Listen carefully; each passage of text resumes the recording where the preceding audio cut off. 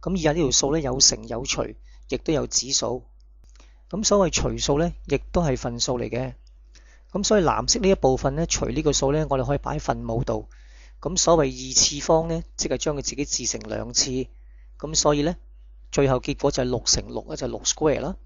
x 乘 x 就 x square 啦。咁而 y 咧就有6次方嘅。咁所以 6xy cube 嘅 all square 係點做咧？就將個二次方咧就個個有份。咁所以二次方就會乘翻6嘅一次方啦。咁另外二次方亦都會乘翻 x 個指數。咁二次方亦都會乘翻呢個 y 嘅指數。咁所以變咗做6嘅 square。x 嘅 square 同埋 y 咧就係6次方。咁至於乘嗰部分咧係乘上分子嘅，咁所謂3次方咧即係將佢自成3次。而分子上面呢一個3次方咧係裏面3個都有份嘅，咁所以將佢乘翻開嘅話咧就負2嘅3次方，即係下邊呢一個啦。咁另外 x square 咧嘅3次方，咁所以就2乘3啦。咁而 y square 咧亦都3次方，咁所以 y square 呢邊咧就有2乘3個指數。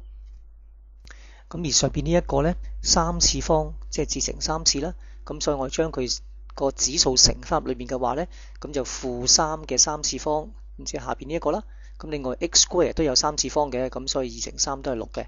咁而 y 咧係1次方嘅，咁所以3次方之後咧就會1乘3就有3次。